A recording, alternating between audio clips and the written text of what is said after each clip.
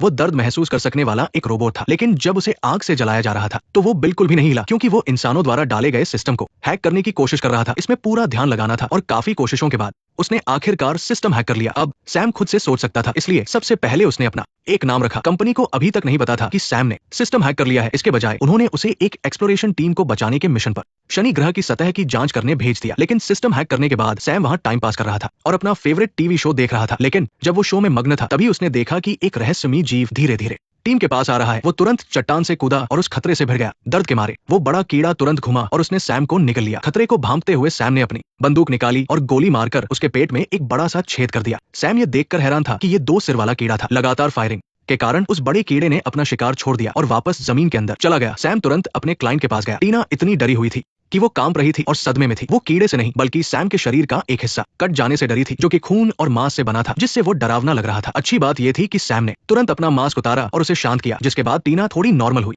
फिर वे स्पेसशिप की तरफ लौट गए, लेकिन रास्ते में सैम को एहसास हुआ कि उसने अभी अभी एक बड़ी गलती की है। एक सिक्योरिटी रोबोट होने के नाते वो अपनी मर्जी से हेलमेट नहीं उतार सकता। अगर कंपनी को पता चल गया तो उसे एसिड में डाल दिया जाएगा। ऐसा होने पर सैम के पास उन्हें मारने और किसी दूसरे ग्रह पर भागने के अलावा कोई रास्ता नहीं था। लेकिन उसने सोचा कि ये सही नहीं होगा। ये टूटी फूटी स्पेसशिप किसी और ग्रह तक नहीं पहुंच पाएगी, इसलिए अब उसे बस सही मौके का इंतजार करना था। बेस पर वापस पहुंचने पर डॉक्टर एलन को सैम पर शक हुआ। उन्हें लगा कि उसने अपना सिस्टम हैक कर लिया है और इसीलिए उसने अपना हेलमेट उतारा। उन्होंने सोचा कि इसके बारे में कंपनी को बताना चाहिए। तभी स्टाफ मेंबर लियो अंदर आया और बोला कि मशीनों से चेक करने पर सैम में कोई गड़बड़ी नहीं मिली। शायद डॉक्टर ज्यादा सोच रहे थे। सैम ने उनकी बातें सुन ली और उसे मारने का इरादा और पक्का हो गया। इस वक्त 3D प्रिंटिंग तकनीक से उसे ठीक किया जा रहा था। उसके कांपते शरीर को देखकर साफ पता चल रहा था कि सैम में कुछ नर्वस सेंसर्स भी थे। जब उसे ठीक किया जा रहा था तभी सैम के दिमाग में एक पुरानी याद आई, जिसमें वो बंदूक से किसी को मार रहा था। शांत रहो, तुम ठीक हो जाओगे, मैं तुम्हारे साथ हूँ। अगले दिन सब मिलकर कल वाले बड़े कीड़े के बारे में बात कर रहे थे। उन्हें लगा कि कीड़ा बिना किसी वजह के इंसानों पर हमला नहीं करेगा। इसके पीछे कोई न कोई राज जरूर है। इसलिए सारा अपना बैग लेकर वापस उस जगह गई ताकि पता लगा सके। लेकिन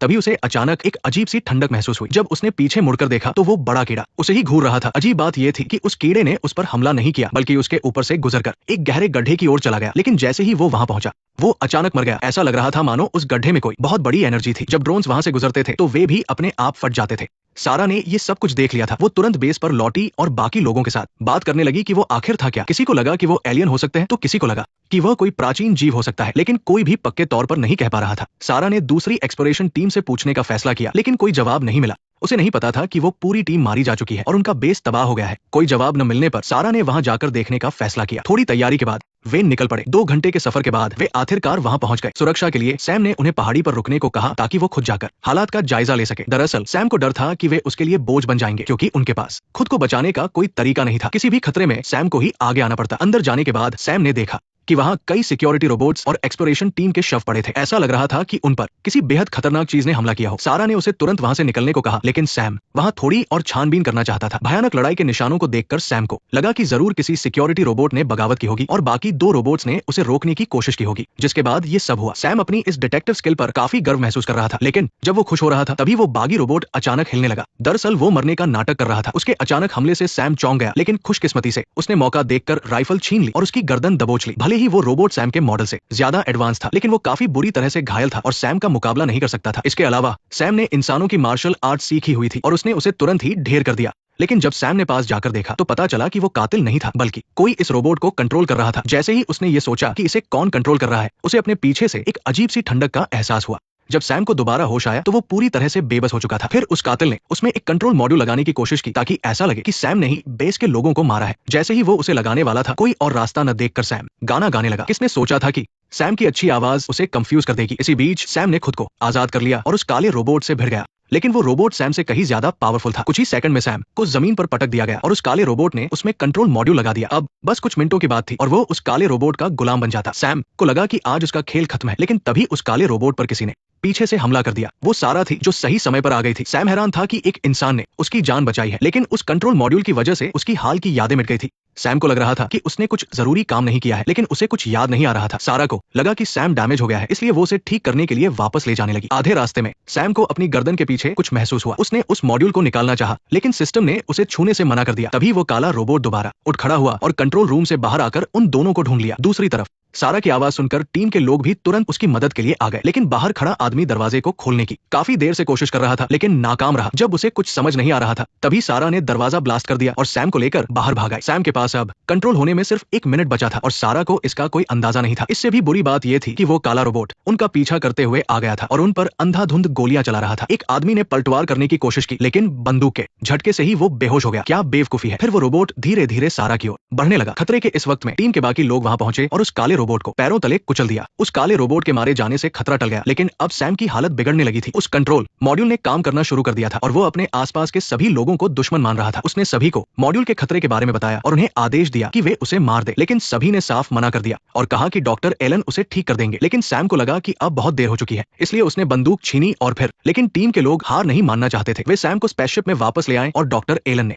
उसे ठीक करना शुरू कर दिया। इसी बीच उन्हें बाहर लिब्बी नाम की एक सर्वाइवर मिली। उससे उन्हें पता चला कि एक्सप्लोरेशन टीम कैसे मारी गई थी। ऐसा लग रहा था कि वो लड़की बहुत डरी हुई है, लेकिन किसी को नहीं पता था कि उसका एक गहरा राज है। कई घंटों की रिपेयरिंग के बाद सैम आखिरकार ठीक हो गया, लेकिन डॉक्टर एलन ने उसकी गर्दन के नीचे का हिस्सा लॉक कर दिया था, क्योंकि रिपेयर करते वक्त उन्हें पता चल गया था कि सैम ने अपना सिस्टम हैक कर लिया है। ये सुनकर सब चौंक गए। किसी को यकीन नहीं हो रहा था कि एक रोबोट खुद का सिस्टम हैक कर सकता है। जब वे सोच ही रहे थे कि कंपनी को बताएं या नहीं, तभी सैम अचानक खड़ा हो गया। अगर वो अपना सिस्टम हैक कर सकता था तो वो डॉक्टर एलन का लॉक भी खोल सकता था। उसे डॉक्टर एलन बिल्कुल पसंद नहीं थे, क्योंकि वे शुरू से ही उस पर शक करते थे। ये कहकर वो गुस्से में जाने लगा, लेकिन वो जगह बहुत खतरनाक थी और सिक्योरिटी रोबोट के बिना वे जिंदा नहीं बचते। इसलिए सारा ने आगे बढ़कर उसे रोका। उसे पता था कि सैम ने सिस्टम हैक कर लिया है, लेकिन उसने किसी को कोई नुकसान नहीं पहुंचाया है। इसलिए उसने सैम के सामने एक डील रखी। डील ये थी कि टीम कंपनी को कुछ नहीं बताएगी, लेकिन इसके बदले सैम को उन्हें सुरक्षित बाहर निकालना होगा। एसिड में जाने से बचने के लिए सैम ने इस डील के लिए हाँ कर दी। फिर उन्होंने तुरंत कंपनी को इमरजेंसी सिग्नल भेजा, लेकिन मैसेज सेंड नहीं हो रहा था। ऐसा लग रहा था कि सिग्नल में कोई प्रॉब्लम है। कुछ किलोमीटर दूर एक इमरजेंसी उन्हें लेने के लिए, इसलिए सारा ने फैसला किया कि वो और सैम एक साथ जाकर बीकन चालू करेंगे। बाकी लोग वही इंतजार करेंगे। स्पेसशिप जल्दी ही निकल गया और 1 घंटे के सफर के बाद वो आखिरकार बीकन तक पहुंच गए। लेकिन रिमोट स्कैन करने पर सैम को पता चला कि बीकन के साथ किसी ने छेड़छाड़ की है, इसलिए उसने तुरंत सारा को वापस मुड़ने के लिए कहा, लेकिन बहुत देर हो चुकी थी। एक जोरदार धमाका हुआ और स्पेसशिप की इमरजेंसी लैंडिंग जमीन पर हो गई। अच्छी बात यह थी कि दोनों को ज्यादा चोट नहीं आई, लेकिन स्पेसशिप यहाँ खराब हो गया। सैम को तुरंत स्पेसशिप की मरम्मत करनी पड़ी। इसी बीच मैक्स ने सबसे नजदीकियां बढ़ानी शुरू कर दी और हाल की घटनाओं के बारे में पूछने लगा। बॉब ने उस दिन वाले बड़े कीड़े की बात बता दी, लेकिन जैसे ही वो वर्महोल के बारे में बताने वाला था, गैरी ने उसे बीच में ही रोक दिया। उसे लगा कि मैक्स का बर्ताव कुछ अजीब है और उससे सावधान रहना ही बेहतर है। ये देखकर मैक्स ने भी नाटक बंद कर दिया। फिर उसने कबूल किया कि उसी ने दूसरे बेस के लोगों को मारा है। उसने ये भी कहा कि सारा और सैम भी अब वापस नहीं आएंगे, क्योंकि वे उसके लगाए गए बम से मारे जा चुके हैं। लेकिन उसे ये नहीं पता था कि सैम ने स्पेसशिप ठीक कर लिया है और वे वापस लौट रहे हैं। इधर मैक्स अभी भी सबको वर्महोल का एक्सेस देने के लिए धमका रहा था, लेकिन टीम मैक्स की इन घटिया हरकतों से नाराज थी और किसी ने भी उसे कुछ नहीं बताया। ऐसे में मैक्स को दबाव डालना पड़ा। मैक्स के लगातार दबाव के कारण गैरी को हार माननी पड़ी और सारा एक्सेस खोलना पड़ा। और मैक्स ने बताया कि ये सब उसने सिर्फ पैसों के लिए किया है, ताकि वह ये एक्सेस अपने बॉस को बेच सके। टीम को उसका ये काम बहुत ही बेरहम लगा। जब मैक्स और टीम के बीच तीखी बहस हो रही थी, तभी सैम वहां सही समय पर पहुंच गया। मैक्स ने तुरंत गैरी को बंधक बना लिया, लेकिन वो भूल गया था कि रोबोट्स में ऑटोमेटिक एमिंग फीचर होता है और उनका निशाना कभी नहीं चूकता। लेकिन सैम को ये देखकर हैरानी हुई कि इन इंसानों ने उसका शुक्रिया अदा नहीं किया, बल्कि वे मारे गए मैक्स पर तरस खा रहे थे। सैम को इन इंसानों की सोच बिल्कुल समझ नहीं आ रही थी। मजबूरन उसने अपने घायल होने का बहाना बनाया और वहां से चला गया। सैम के काम करने का तरीका भले ही डरावना था, लेकिन अगर उन्हें यहाँ से निकलना था तो उन्हें सैम पर ही निर्भर रहना था। इसलिए टीम के सदस्यों ने खुद को संभाला और सैम के साथ मिलकर मुश्किलों का सामना करने का फैसला किया। तभी सैम ने देखा कि दूर से कोई अनजान जीव उनकी तरफ आ रहा है, इसलिए उसने तुरंत टीम को स्पेसशिप में लौटने का आदेश दिया। जैसा सोचा था, कुछ ही देर में एक बड़ा कीड़ा स्पेसशिप के ऊपर चढ़ गया। सैम ने अपनी एनर्जी गन उठाई और तैयार हो गया, लेकिन उसने ये नहीं सोचा था कि स्पेसशिप के आगे एक और कीड़ा था जिसका वजन करीब 10,000 पाउंड लग रहा था। जब सबको लगा कि अब मौत पक्की है, तभी वे दोनों बड़े कीड़े आपस में ही लड़ने लगे। लेकिन थोड़ी देर ध्यान से देखने के बाद पता चला कि वे लड़ नहीं रहे थे, बल्कि मेटिंग कर रहे थे। ये देखकर सबकी जान में जान आई, लेकिन दोनों कीड़ों का वजन बहुत ज्यादा था। अगर ऐसा ही चलता रहा तो स्पेसशिप उनके वजन से दबकर टूट जाएगा। पर अच्छी बात यह रही कि वे दोनों कीड़े जल्द ही वहां से चले गए। जब वे बाहर आए तो उन्होंने देखा कि स्पेसशिप के ऊपर अनगिनत कीड़े थे। गैरी उन्हें खुरच कर हटाना चाहता था, लेकिन जीव विज्ञानी टीना ने उसे रोक दिया, क्योंकि स्पेसशिप पर जो कीड़े थे उन्हें जरा सा भी छेड़ने पर वे मर जाते। जब वे उन कीड़ों के अंडों की जांच कर रहे थे, तभी सैम को एहसास हुआ कि आसपास कोई खतरा है, लेकिन उसे सही जगह का पता नहीं चल रहा था। दरअसल वो एक ब्लैक रोबोट था। सैम ने तुरंत उससे लड़ना शुरू कर दिया, लेकिन अपने से ज्यादा एडवांस रोबोट के सामने सैम 2 पल भी नहीं टिक पाया और जमीन पर गिर गया। बाकी टीम के सदस्य उसे बचाने के लिए तुरंत आगे बढ़े। इस जबरदस्त मदद के बावजूद सैम जल्दी ही फिर से जमीन पर गिर गया, लेकिन ब्लैक रोबोट का हाथ कीड़ों के अंडों में फंस गया था। उसने बिना हिचकिचाए उसे तोड़ दिया और फिर जमीन पर पड़े सैम पर निशाना साधा। तभी संकट की इस घड़ी में एक लाल कीड़ामा वहां पहुंच गई। वो गुस्से में थी। उस कीड़ामा ने सीधे ब्लैक रोबोट को काट लिया और उसे पागलों की तरह झकझोरने लगी। वो रोबोट जवाबी हमला करना चाहता था, लेकिन अब कोई फायदा नहीं था। आखिरकार रोबोट के टुकड़े टुकड़े हो गए। कीड़ामा समझ गई कि ये जगह सुरक्षित नहीं है, इसलिए वो अपने बच्चों को लेकर जमीन के नीचे चली गई। सैम ने राहत की सांस ली कि उन्होंने उन अंडों को नहीं छुआ था, वरना उनका भी यही हाल होता। जब वे जश्न मना रहे थे तभी गैरी अचानक बेहोश हो गया। दरअसल मैक्स की गोली लगने के बाद उसे सही समय पर इलाज नहीं मिला था। अब उन्हें उसके घाव का इलाज करने के लिए बेस पर वापस जाना होगा, लेकिन जब वे लड़ रहे थे तब तक दुश्मनों ने उनके बेस पर कब्जा कर लिया होगा। वापस जाने का मतलब था मौत के मुंह में जाना, लेकिन सारा हर हाल में वापस जाना चाहती थी। एसिड वाले टैंक की सजा से बचने के लिए सैम को भी उनके साथ जाना पड़ा। जब स्पेसशिप अपनी मंजिल पर पहुंचने वाला था तो सैम ने बेस के कैमरे ऑन किए और देखा कि वहां दुश्मन के कितने लोग हैं। फिर उसने उन्हें वीडियो कॉल किया। दुश्मनों का कैप्टन वॉर्महोल के बारे में जानना चाहता था। सारा के राजी होने पर उन्होंने मिलने की एक जगह तय की और फिर बेस से चले गए। किसी भी खतरे से बचने के लिए सैम अकेला ही बेस की तलाशी लेने गया। जब उसे यकीन हो गया कि अंदर सब सुरक्षित है तभी उसने टीम को अंदर आने दिया। सबने मिलकर सबसे पहले गैरी को मेडिकल रूम में पहुंचाया। चूंकि घाव में इन्फेक्शन हो चुका था इसलिए अब गोली को निकालना जरूरी था, लेकिन बुरी खबर यह थी कि एनेस्थीसिया खत्म हो चुका था। सैम ने कहा कि वो गैरी के दिमाग को अपने सिस्टम से कनेक्ट करके उसके दर्द को सुन कर सकता है। शुरुआत में सारा को इस पर विश्वास नहीं हुआ, लेकिन गैरी दर्द से तड़प रहा था इसलिए उन्हें ये आजमाना ही पड़ा। कनेक्शन होते ही गैरी का दर्द वाकई में गायब हो गया और इसी बीच सैम ने यह भी देख लिया कि गैरी के दिमाग में आखिर क्या चल रहा है, लेकिन उसकी यादें बहुत धुंधली थी। फिर भी उसने देखा कि गैरी मन ही मन सारा को पसंद करता है। रोबोट को दूसरों के मामलों में नहीं पड़ना चाहिए, इसलिए उसने ये बात किसी को नहीं बताई। इसी दौरान छर्रे को सफलतापूर्वक निकाल लिया गया और सबने राहत की सांस ली। बॉब ने कहा कि अब कनेक्शन तोड़ा जा सकता है, लेकिन गैरी ने उसे थोड़ा रुकने को कहा क्योंकि वो भी देखना चाहता था कि सैम के दिमाग में क्या है। सैम उसे रोकना चाहता था, लेकिन तब तक बहुत देर हो चुकी थी। गैरी ने सैम की वो यादें देख ली जिनमें वो बंदूक से लोगों को मार रहा था और उसका नाम भी देख लिया। वहां एकदम सन्नाटा छा गया। वो नाम ही ये साबित करने के लिए काफी था कि सैम एक खूनी मशीन है। गैरी के बार बार इल्जाम लगाने पर सैम ने भी कोई सफाई नहीं दी और वहां से मुड़कर चला गया। लेकिन उसके जाने के बाद दुश्मनों से बातचीत करने कौन जाएगा? सारा के याद दिलाने पर सबको इस बात का एहसास हुआ, इसलिए वे लोग फिर से सैम को वापस बुलाना चाहते थे। सैम भी जानता था कि उसके बिना टीम जिंदा नहीं बच पाएगी, इसलिए एक टीवी एपिसोड देखकर खुद को शांत करने के बाद उसने टीम की उनके आखिरी मिशन में मदद करने का फैसला किया। ऐसा करने पर उसे भी एसिड के टैंक में नहीं जाना पड़ेगा। उधर सब परेशान थे कि दुश्मनों का सामना कैसे करें। तभी सैम के आने से उनमें एक नई उम्मीद जगी। सैम के पास एक पूरा प्लान था कि दुश्मनों से कैसे निपटना है। प्लान ये था कि वो बातचीत करने का नाटक करके उन्हें बातों में उलझाएगा और फिर गैरी और बाकी टीम छुपकर दुश्मनों के पीछे से जाएगी और बीकन को खुद से चालू करके कंपनी के लोगों को उन्हें बचाने के लिए मैसेज भेजेगी। अब सैम को बस उन्हें बातों में उलझाए रखना था, इसलिए उसने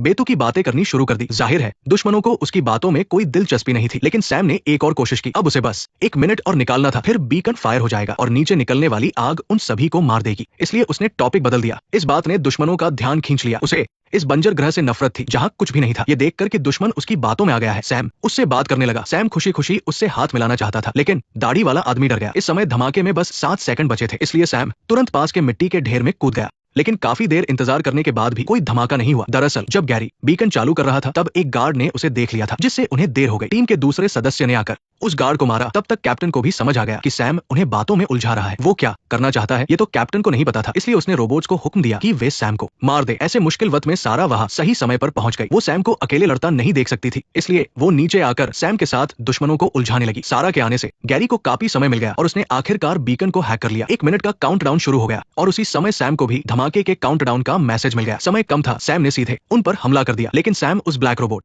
के सामने टिक नहीं पा रहा था, इसलिए उसने एक आदमी को बंधक बना लिया। ये रोबोट अपने ही लोगों पर गोली नहीं चलाते थे। सैम ने इसी बात का फायदा उठाया और उन्हें धमकाता रहा, लेकिन अगले ही पल उस आदमी के मरने के बाद रोबोट पागलों की तरह सैम पर गोलियां चलाने लगे। ये देखकर सैम के पास जान दाव पर लगाने के अलावा कोई चारा नहीं था, लेकिन वो उनके आगे कमजोर पड़ गया और जल्द ही ब्लैक रोबोट ने उसे जमीन पर पटक दिया। रोबोट ने उसका हेलमेट भी चकनाचूर कर दिया। कोई रास्ता न देखकर उसने अपने सारे टीवी शो उस रोबोट को भेज दिए ताकि उसे भी काम के बीच आराम करने का मजा मिल सके, और ये तरीका सच में काम कर गया। ब्लैक रोबोट का सिस्टम तुरंत हैंग हो गया। इधर सारा ने कैप्टन को मार और फिर बीकन फायर होने वाला था। तभी एक भयंकर आग की लपट उठी। ये देखकर सैम ने सारा का हाथ पकड़ा और उसे लेकर चट्टान से नीचे कूद गया। सैम चाहता तो अपनी जान बचाने के लिए सारा को ढाल बना सकता था, लेकिन उसने ऐसा नहीं किया क्योंकि सिर्फ सारा ही वो इंसान थी जो उसे एक मशीन नहीं बल्कि एक इंसान समझती थी। इससे साफ पता चलता है कि सैम में भी इंसानों जैसी भावनाएं आ गई थी। सैम के सिस्टम में एक बहुत बड़ी खराबी आ गई और उसका सिस्टम पूरी तरह से बंद हो गया। अच्छी बात यह रही कि एक दिन बाद सैम को सिक्योरिटी कंपनी वापस लाया गया। मैकेनिक की जांच के बाद सैम को सफलतापूर्वक ठीक कर लिया गया। इधर सारा और कंपनी के बड़े अधिकारियों के बीच बातचीत हुई और वे एक बड़ी रकम देकर सैम को खरीदने के लिए तैयार हो गए, क्योंकि उन मुश्किल दिनों में उन्होंने सैम को अपना दोस्त मान लिया था। आखिरकार कंपनी ने भी उसे उन्हें बेचने की मंजूरी दे दी। इसके बाद सब लोग सैम को अपने घर ले आए और उसे इंसानों वाले कपड़े पहना दिए। अब वो पूरी तरह से आजाद था, लेकिन सैम को बॉडीगार्ड